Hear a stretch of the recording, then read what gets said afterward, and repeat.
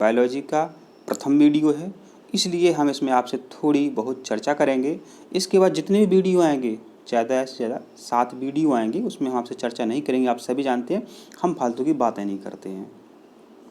हम ये कहना चाहते हैं आपसे कि अगर आपने हमारे ये 7 वीडियो देख लिए तो मुझे लगता है कि आप नीट में टॉप करेंगे इस एग्ज़ाम में, और 40 में से 40 आपके अंक पूरे सही हो जाएंगे। आप कहोगे सर आपने PDF भी दे दिया, आपने बोला था, तो ध्यान दो, उसमें बच्चे बहुत आंसर गलत हैं, उसमें बहुत आंसर गलत हैं, इसलिए आपको वीडियो देखना बहुत ज़रूरी है। आप वीडियो एक बार देख लें, उसके बाद आप PDF देखते रहें, कोई समस्या नहीं है उसमें। लेकिन आप फिर कल कहोगे सर हमारे क्वेश्चन गलत हो गए, तो मैं बोल तो रहा हूँ कि PDF में बहुत सारे क्वेश्चन के आंसर गलत हैं, आपको वीडियो देखना बहुत ज़रूरी है। तो बच्चों जय प्रक्रम के हम क्वेश्चन आंसर लेकर के आए हैं, आप ये वीडियो देखें और पुराने कितने भी साल के या प्रश्न या यूट्यूब पर वीडियो देख लें। अगर इस चैप्टर से प्रश्न आया है तो इस वीडियो से बाहर हो ही नहीं सकता है, हो ही नहीं सकता कि इससे बाहर चला जाए क्वेश्चन आपका। जय प्रक्रम। प्रकाश संश्लेषण है एक फोटोकेमिकल क्रिया जिसको हम प्रकाश रासायनिक अभिक्रिया भी कहते हैं। इसमें होता बच्चों क्या है, पेड़ पौधे, हरे पेड़ पौधे क्लोरोफिल की सहायता से अपना भोजन बनाते हैं, इसलिए स्वपोषी कहलाते हैं। अब पत्ती की सतह पर मौजूद छोटे छोटे छिद्रों को क्या कहा जाता है, तो इन्हें स्टोमेटा कहा जाता है। यह क्या काम करते हैं, एक गैसों का आदान प्रदान करते हैं, आप सभी जानते हैं। यह कार्बन डाइऑक्साइड जो है लेते हैं और ऑक्सीजन छोड़ते हैं। प्रकाश संश्लेषण में क्लोरोफिल का उपयोग किया जाता है प्रकाश को अवशोषित करने के लिए। पौधों में कार्बोहाइड्रेट के रूप में जमा होता है स्टार्च। पेड़ पौधे कार्बोहाइड्रेट के रूप में स्टार्च जमा कर देते हैं। प्रोटीन के संश्लेषण में किस तत्व का उपयोग किया जाता है, तो ये नाइट्रोजन आपका सही आंसर है। प्रोटीन बनाते हैं पेड़ पौधे, तो पेड़ पौधों को आवश्यकता किसकी होती है, नाइट्रोजन की होती है। अच्छा, जो प्रोटीन तत्व है लास्ट में टूट करके क्या बनाता है, अमीनो अम्ल बनाता है। ये भी देखो परीक्षा में पूछते हैं। पाचन के बाद कौन प्रोटीन में परिवर्तित हो जाते हैं, अमीनो अम्ल। क्या बोला हमने कि प्रोटीन टूट कर लास्ट में क्या बदल जाते हैं, अमीनो अम्ल में बदल जाते हैं। मानव शरीर में श्वसन वर्णक है हीमोग्लोबिन। आपके खून में बच्चों हीमोग्लोबिन नाम का एक तत्व होता है। हीमोग्लोबिन क्या करता है, ऑक्सीजन को ले जाता है, पूरे शरीर में ऑक्सीजन को ले जाता है और ऑक्सीजन दे देता है कोशिकाओं को, वहाँ से कार्बन डाइऑक्साइड ले लेता है, और जो आपका खून है वो फेफड़ों में पहुँच जाता है कार्बन डाइऑक्साइड लेकर के, और आपके जो फेफड़े हैं बेचारे कार्बन डाइऑक्साइड को बाहर निकाल देते हैं, ऑक्सीजन ले लेते हैं। कितना अच्छा काम करते हैं आपके फेफड़े, ठीक है। तो श्वसन वर्णक है हीमोग्लोबिन। अच्छा, हीमोग्लोबिन लाल क्यों होता है पता है आपको, वर्णक माने कलर भी होता है, रंग भी होता है। तो हीमोग्लोबिन लाल रंग का होता है लोहे के कारण, आयरन के कारण। और एक हीमोग्लोबिन जो है बच्चों 4 ऑक्सीजन के अणु आपके शरीर में भेजता रहता है। छिद्रों को खोलना एवं बंद करना एक कार्य है। अब यहाँ पर देखिए स्टोमेटा का यहाँ पर आंसर लिखा है, और मुझे लगता है इसका आंसर डी होना चाहिए, इसका आंसर डी होना चाहिए। रक्षक कोशिका, गार्ड सेल। अब है पित्रस किसके द्वारा स्रावित होता है, तो बच्चों पित्रस किसके द्वारा स्रावित होता है, यहाँ देखो गलत ही लिखा है। पित्रस का श्रावण जो बच्चों यकृत से होता है, पित्रस का श्रावण यकृत से होता है, और वो पित्ताशय में जाकर के संग्रहित होता है।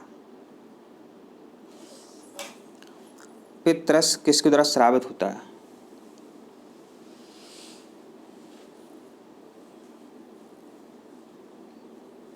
तो मुझको ये लग रहा है कि पित्रस का श्रावण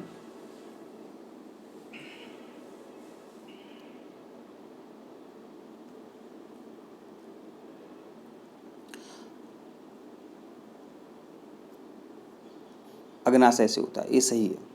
पित्रस का श्रावण अग्नाशय से होता है, ठीक है। और ये पित्ताशय में जाके संग्रहित होता है, ध्यान रखें, पूछते हैं। अच्छा, पित्तरस में कोई पाचक एंजाइम नहीं होता है, ये भी आप ध्यान रखें, पित्तरस में कोई भी पाचक एंजाइम नहीं होता है। और पित्त कहाँ इकट्ठा होता है? पित्ताशय में। प्रश्न ऐसा पूछा गया कई बार कि पित्त स्रावित होता है यकृत से, पित्त यकृत से स्रावित होता है। ये भी अगर यहाँ यकृत लिखा होता बच्चों तो यकृत सही कर देते आप, यकृत नहीं है तो अग्नाशय आपका 100% सत्य है। समझ गए आप बात मैं क्या कहना चाहता हूँ? अगर यहाँ पर यकृत लिखा होता तो यकृत सही होता, यकृत नहीं लिखा है तो आपका अग्नाशय सही है। हाइड्रोक्लोरिक अम्ल किस एंजाइम की क्रिया को सुगम बनाता है? तो हाइड्रोक्लोरिक अम्ल जो है HCl जो है ये पेप्सिन एंजाइम की क्रिया को सुगम बनाता है। अगर आपके पेट में जठर ग्रंथियों के द्वारा HCl नहीं निकले, अगर आपके पेट में जठर ग्रंथियों के द्वारा HCl नहीं निकले तो पेप्सिन एंजाइम अपना काम नहीं कर पाता है। अगर HCl सही निकलता है तो पेप्सिन सही से काम करता है। और आप जो दालें खाते हो तो उसका पाचन सही होता है। आपको पता हो आपके जो बड़े बुजुर्ग हैं उनको दालें पचती नहीं हैं क्योंकि उनके पेट में HCl बनना कम हो जाता है, तो दालें पचती नहीं हैं क्योंकि दालें को पचाने के लिए दालों में प्रोटीन होती है, प्रोटीन को पचाने के लिए पेप्सिन चाहिए, पेप्सिन को क्रियाशील करने के लिए HCl चाहिए।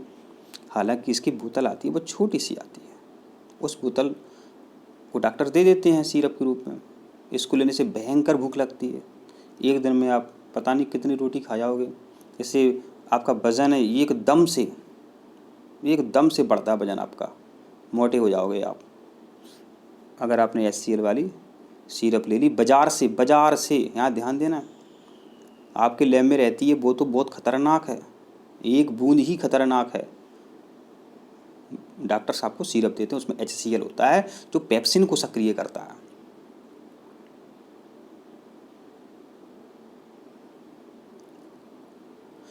अब फिर क्या आपका प्रकाश संश्लेषण के उत्पादन के स्रोत से भंडारण अंगों तक किसके द्वारा पहुंचा जाता है? हरी पत्तियों में भोजन बन गया, आपका प्रकाश संश्लेषण की क्रिया के द्वारा बन गया भोजन। अब वहाँ से भोजन पौधे के पूरे अंगों तक कौन ले जाएगा? तो फ्लोएम ले जाएगा। हमने आपको बताया है फ्लोएम भोजन ले जाता है, जाइलम जल ले जाता है। ठीक है, तो ये आपका सही क्या है? फ्लोएम। कौन विटामिन ए में समृद्ध है? तो गाजर, आपको पता है गाजर, आम, पपीता खाओ, अंधापन को दूर भगाओ। अच्छा, जो आँखों में जो रतौंधी रोग हो जाता है उसको रोक सकते हैं पर रेटिनॉल से। किससे? रेटिनॉल से। और रेटिनॉल होता है गाजर में, आम में, पपीता में। मैंने विटामिन ए जो है, विटामिन ए में रेटिनॉल होता है। ठीक है, उसको खाने से आपका अंधापन दूर हो जाता है। एक वयस्क मानव शरीर में रक्त की कुल मात्रा कितनी होती है? 5 से 6 लीटर होती है। एक स्वस्थ मनुष्य है उसके शरीर में 5 से 6 लीटर खून रहता है बस। अपने स्वयं के भोजन को संश्लेषित करने में सक्षम जीवों को कहा जाता है स्वपोषी, नाम से स्पष्ट है। जो खुद अपना भोजन स्वयं बनाते हैं ऐसे जीवों को स्वपोषी कहते हैं। हरे पेड़ पौधे कैसे होते हैं? स्वपोषी होते हैं। आप परपोषी हो, दूसरों के भरोसे रहते हो, वो भोजन बनाएंगे उनका बनाया हुआ आप खाते हो, है सत्य बात। निम्नलिखित में कौन सा एंजाइम लार में मौजूद होता है? Ptyalin enzyme. तो जो आप अच्छा पता है, आपने रोटी मुँह में रखी, मुँह में रोटी आपने रखी, चबाई, मुँह में रोटी लेकर के आप चबाया आपने, तो जितनी लार बनती है आपका भोजन अच्छे से पचता है। क्योंकि बच्चों लार में टाइलिन एंजाइम होता है, लार में टाइलिन एंजाइम होता है जो स्टार्च को माल्टोज में बदल देता है। इसी कारण बच्चों एक प्रश्न आता है कि रोटी का टुकड़ा जो है चबाने पर मीठा लगने लगता है, क्योंकि लार में जो टाइलिन एंजाइम होता है वो स्टार्च को माल्टोज में बदल देता है, और माल्टोज होती है शक्कर। तो आपके मुख से ही भोजन की प्रक्रिया शुरू हो जाती है, आपके मुख से ही बच्चों भोजन की प्रक्रिया शुरू हो जाती है। ऐसा भी प्रश्न परीक्षा में बनता है। तो लार में क्या होता है? Ptyalin enzyme. एक एंजाइम और होता है लाइसोजाइम। क्या बोला हमने? लार में ऐसा प्रश्न 2 तरीके से आता है कि लार में मौजूद होता है टाइलिन एंजाइम और एक आता है लाइसोजाइम एंजाइम। तो दोनों ही आपको याद करने हैं। रक्त एक प्रकार का संयोजी ऊतक है जिसमें पाया जाता है RBC भी होती है, WBC भी होती है और प्लेटलेट भी होती है। RBC माने red blood cell, white blood cell और प्लेटलेट। अच्छा, RBC में ही बच्चों हीमोग्लोबिन होते हैं, RBC में ही हीमोग्लोबिन होते हैं जो ऑक्सीजन का परिवहन करती है जी। RBC हीमोग्लोबिन के कारण ही ऑक्सीजन प्रदान करती है आरबीसी, रेड ब्लड सेल। रक्त एक प्रकार का बच्चों क्या है, ये वास्तव में कनेक्टिंग टिश्यू है, संयोजी ऊतक है। और जो डब्ल्यूबीसी क्या है, इनको सैनिक कहा जाता है, इनको शरीर के सैनिक कहा जाता है, ये रोगों से रक्षा करती है डब्ल्यूबीसी। और प्लेटलेट का अभी आपने कोरोना में सुना होगा कि प्लेटें घट गई, प्लेटें घट गई, तो वही प्लेटलेट है ये खून के थक्के से संबंधित होती है प्लेटलेट। तो रक्त में तीनों प्रकार की जो हैं कोशिकाएं पाई जाती हैं। अब यहाँ पर ध्यान देखिए, यहाँ लिखा है पित्तरस स्रावित होता है। अब देखो वही प्रश्न आ गया, वहाँ पर भी लिखा था पित्तरस स्रावित होता है, पित्तरस स्रावित होता है। हमने बोला था अगर अग्नाशय नहीं लिखा हो तो लिवर आएगा, लिवर माने यकृत आएगा, तो यकृत आपका करेक्ट आंसर रहेगा। तो पित्तरस स्रावित होता है यकृत से, और स्रावित हो गया यकृत से, निकल गया पित्त, जाके कहाँ ये संग्रहित होगा, इकट्ठा होगा, ये पित्ताशय में। नाम है पित्ताशय, पित्त का आशय, पित्त का घर। तो पित्तरस जो है लिवर से निकल करके पित्ताशय में इकट्ठा होता है। ये आपको ध्यान से देखना है, कहाँ से निकला पित्त, यकृत से निकला पित्त। जब पेट में अम्लता बढ़ जाती है तो आमतौर पर इस्तेमाल की जाने वाली दवा कौन सी है? तो बच्चों यहाँ देखो लिखा है सोडियम बाइकार्बोनेट, सोडियम बाइकार्बोनेट। ये बच्चा पता क्या है? आप कहोगे सर वो क्यों नहीं लिखा है इसमें मैग्नीशियम हाइड्रोक्साइड, उससे भी तो पेट की अम्लता दूर हो जाती है। तो समझो यहाँ लिखा है जब पेट में अम्लता बढ़ जाती है तो आमतौर पर इस्तेमाल की जाने वाली दवा है। हर घर में ये आपको मिल जाएगी। सर कहोगे हमारे घर में है नहीं, मम्मी पापा से पूछ लो, खाने वाला सोडा आपके घर में रखा होगा किचन में, तो खाने वाला सोडा का ही नाम है सोडियम बाइकार्बोनेट, NaHCO3। ठीक है, तो आपके पेट में अम्लता हो, एसिडिटी हो, खट्टी डकारें आ रही हों, तो इसको पानी में घोल करके आप पी सकते हैं, आपकी एसिडिटी एकदम चकाचक हो जाएगी, एकदम सही हो जाएगी आपकी एसिडिटी। अब है आपका रक्तचाप को किस उपकरण से मापा जाता है? अब है आपका रक्तचाप को किस उपकरण से मापा जाता है? इसका नाम है स्फिग्मेनोमीटर। आप डॉक्टर के पास जाते हैं तो डॉक्टर जो आपके बगल में हाथ पर जो बांधते हैं उस मशीन का नाम क्या है? स्फिग्मेनोमीटर। पारे वाले की बात हो रही है, और डिजिटल भी आ गई है, वो भी स्फिग्मेनोमीटर है। ठीक है, तो यहाँ बच्चे जल्दी में थर्मामीटर लगा देते हैं। ठीक है, तो रक्तचाप को मापते हैं स्फिग्मेनोमीटर से, माने ब्लड प्रेशर को मापते हैं। ब्लड प्रेशर का पता चलाते हैं बीपी। देखो अब आदमी पूरा नाम नहीं जानते, ब्लड प्रेशर छोटा सा जानते हैं, बीपी उसका शॉर्ट फॉर्म जानते हैं। तो ब्लड प्रेशर माने बीपी, तो बीपी को नापा जाता है स्फिग्मेनोमीटर मशीन से। अच्छा, और जब धड़कन है आपके हृदय की है, पीठ पर वो मशीन लगाते हैं, वो कानों में लगा लेते हैं, वो क्या होती है? वो होती है स्टेथोस्कोप। वो क्या होती है? स्टेथोस्कोप। आपका ताप नापते हैं, कितना बुखार है आपको? 37 डिग्री सेल्सियस है आपको, बुखार है 37। आपको सर 37 कहीं बुखार होता है? बिल्कुल सही बोल रहे हैं आप, 37 डिग्री सेल्सियस तो ये स्वस्थ मनुष्य का ताप होता है 37। अब 37 से ज़्यादा हो गया तो क्लिनिकल थर्मामीटर से वो नापता है। समझिएगा बात। अब क्लोरोफिल में मौजूद तथ्य, तो क्लोरोफिल में मैग्नीशियम रहता है। क्या रहता है क्लोरोफिल में? मैग्नीशियम रहता है। अब क्लोरोफिल कहाँ होती है? पत्तियों में होती है, ये भी आपको पता है। मानव शरीर का शारीरिक तापक्रम कितना है? 37 डिग्री सेल्सियस है। अब प्रकाश संश्लेषण के दौरान निकलने वाला ऑक्सीजन कहाँ से आता है? तो ये आता है आपका जल से। अब है कौन सा अंग उत्सर्जन से संबंधित नहीं है? तो ये अग्नाशय सही इसका आंसर है, ये उत्सर्जन से संबंधित नहीं है। माने आपके शरीर से हानिकारक पदार्थों को ये बाहर नहीं निकालता अग्नाशय। अच्छा, आपके शरीर में जो हानिकारक पदार्थ बनते हैं उनको कौन कौन से अंग बाहर निकालते हैं? तो एक होता है फेफड़ा जिसको हम लंग्स कहते हैं, एक होती है आपकी त्वचा, पसीने के रूप में आपके हानिकारक पदार्थ निकलते रहते हैं। एक अंग है आपका वृक्क जिसको हम किडनी बोलते हैं, गुर्दा बोलते हैं। और जो इसका आकार बच्चों पता है वृक्क का? सेम के बीज जैसा होता है। ये प्रश्न कितनी बार आया कि वृक्क का आकार कैसा होता है? सेम जैसा होता है। और ये क्या करता है? मूत्र के रूप में शरीर के हानिकारक पदार्थों को बाहर निकालता रहता है। अब बच्चों एक अच्छी बात बताएं आपको, ध्यान रखना। तो बता रहे हैं हम, हाँ बता दूँ सर। एक दिन में 180 लीटर, एक दिन में 180 लीटर खून साफ करता है आपका वृक्क। सोचो 180 लीटर, कितना अच्छा आपका वृक्क होता है। उसको बचाना आप बता देंगे कैसे बचाना है। तो फेफड़ा हो गया आपके, और त्वचा और वृक्क, ये क्या है, उत्सर्जन से संबंधित अंग है।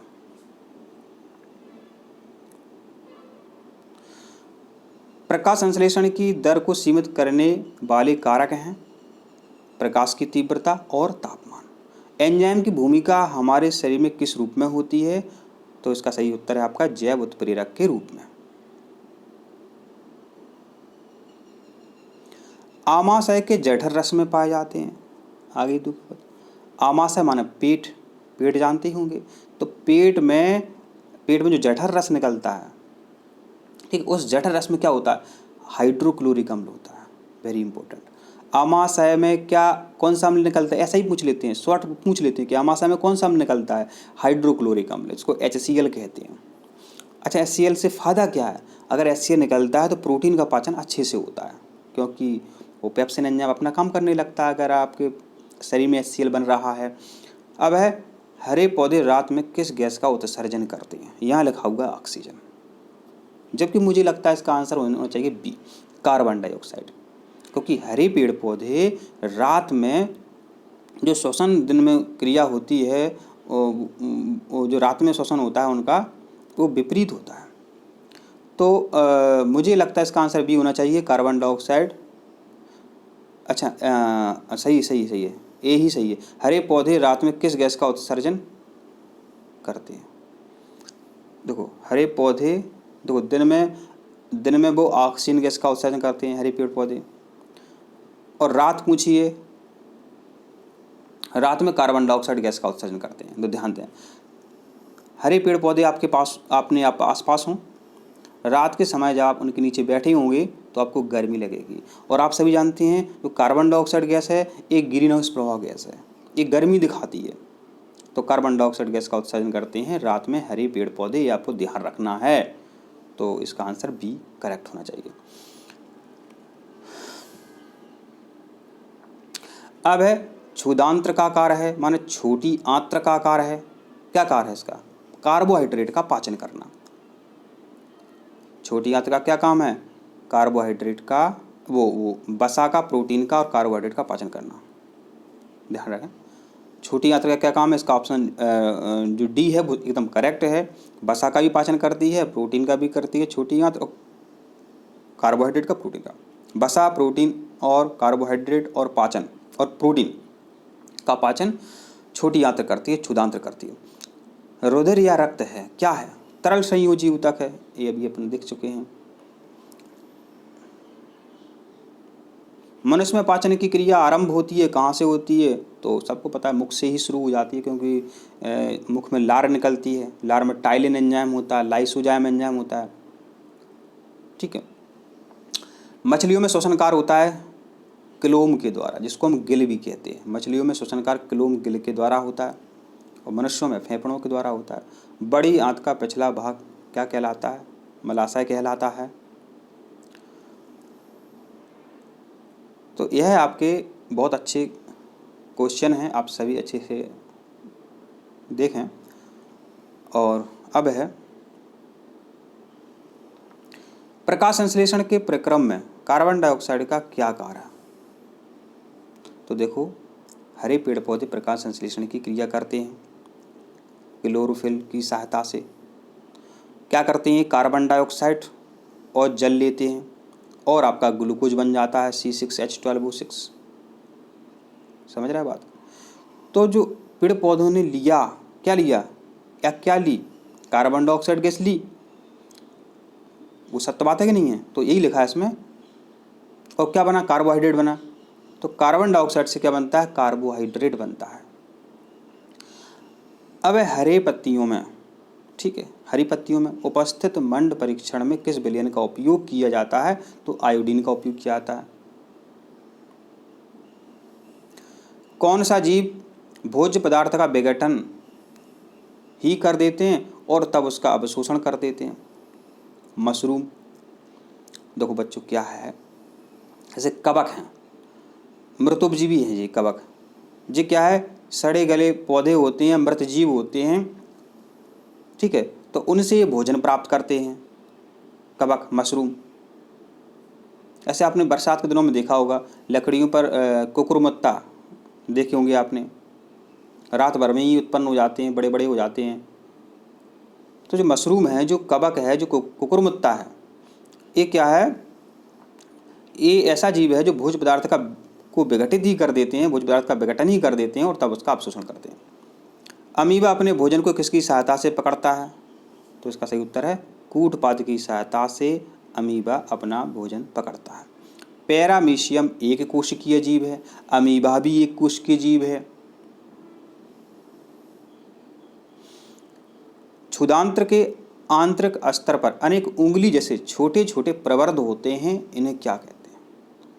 इन्हें कहते हैं दीर्घरोम, इन्हें कहते हैं बिलाई।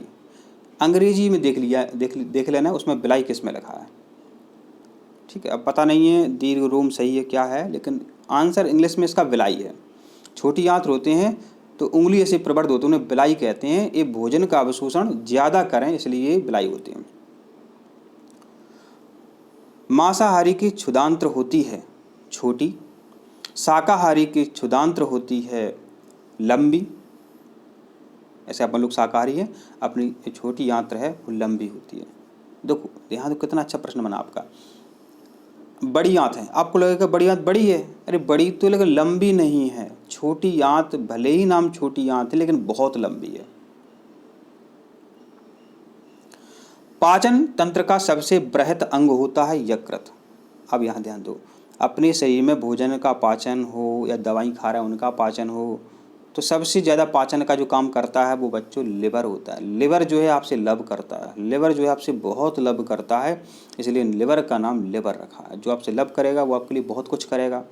लिवर कहो, यकृत कहो, ये शरीर में भोजन के पाचन से संबंधित सबसे बड़ी ग्रंथि भी है। सबसे बड़ी ग्रंथि है यकृत आपकी। इसको ही बच्चों जिगर कहते हैं। क्या कहते हैं? इसको ही जिगर कहते हैं। तो यकृत के नाम हो गया लिवर और जिगर। यह अपने शरीर की सबसे बड़ी ग्रंथि है, सबसे बड़ी ग्रंथि है। यहाँ लिखा भी है पाचन तंत्र का सबसे मजबूत बृहत अंग होता है। बृहत माने सबसे बड़ा, सबसे बड़ी ग्रंथि कौन सी है? तो वो है यकृत आपका। यकृत माने लिवर।